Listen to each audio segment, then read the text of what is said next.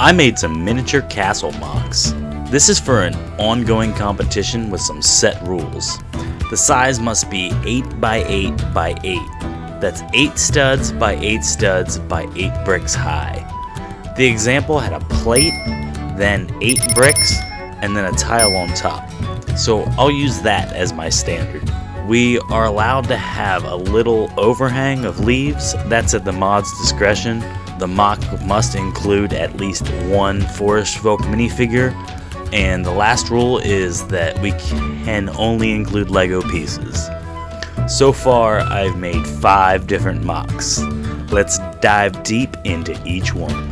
I built a mock old man walking through the forest. What's in that tree? What do we see? What is before us? Poke him with a stick, maybe give him a kick. Check his pulse real quick. Okay. Seriously though, with this one, I have a backstory. It's, Magista's a dick. He played a cruel joke on this young forestman and literally turned him into a forest man. The old man stumbled across this poor guy and is poking him with a stick to check for any sign of life. My next mock takes us to the moon. These Forestmen minifigures are my favorite. They are outfitted with red air tanks and black helmet visors for that cool, evil look. I also swapped out their yellow hands for some black gloves. To get the white stars, I used black headlight bricks with white bars just barely poking through. They stick out the back like a porcupine. There's a classic yellow star back there, along with a shooting star from one of those dots packs that are always on clearance. I got the forest astronauts to look like they are floating by using these cool little bent handle pieces in clear. You're so skibbity.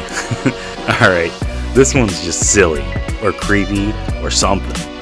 The poor black falcon was just trying to take a bath in his wife's master bathroom. All of a sudden, the toilet erupted and out came Skibbity Toilet Forest Man.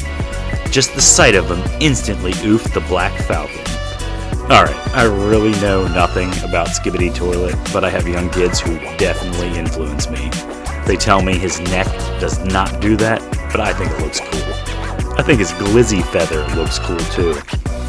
I got the toilet from a stunts motorcycle, and I used flex tubing up above as the curtain rod. The curtain came from that creator camper from a few years back that used it as its awning.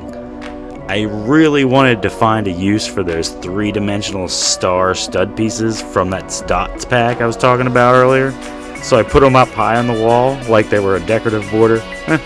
This is my miniature Lion Knight castle. I included a moat, a drawbridge, and even a portcullis. There's a window on each side, and from the back you can see the red carpet in there. We've got a couple shrubs out front and one tree to the left of the drawbridge. We've also got a torch on each side of the doorway. This unfortunate forestman stepped too close to the castle and now is being fired upon by the 2 archers atop the gatehouse. They're up there smiling while the poor forestman is scared, running for his life.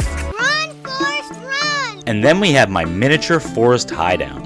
I tried to get all of the details from last year's gift with purchase in there.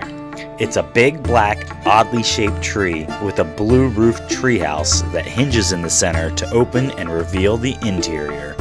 I made my interior just big enough to place my forestfolk minifigure in there so I could qualify for the contest.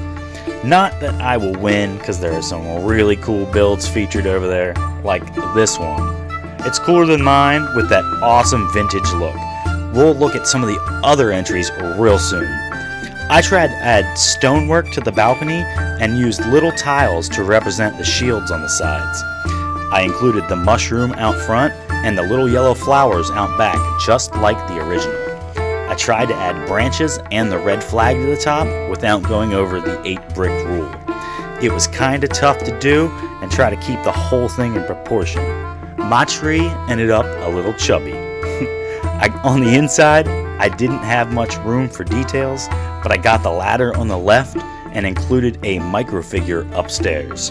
Alright, let's go check out some of those other entries in this contest. First, we have Jesse Hana's charming little Christmas scene.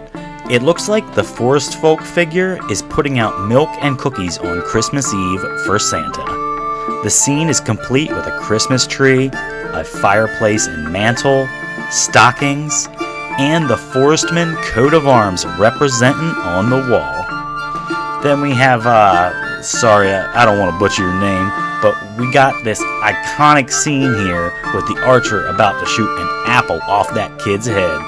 I hope he's got good aim. I'm curious how that apple is balancing on top of that guy's head. Then we have Brian Bell's first entry into the contest. I love fishing. I can relate to this one. I really like how the water has depth and that the fish is still partially submerged.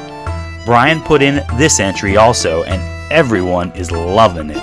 This guy looks to me like one of those emotional drunks. Just look at that facial expression. Crybaby. Or is he maybe hysterically laughing? Or is he mid-snore? I don't know. But I love the wall detailing, and I love the mock as a whole. Then we have a mock by Steven. He took this cool photo. The depth of field and camera angle really make me feel like I'm there.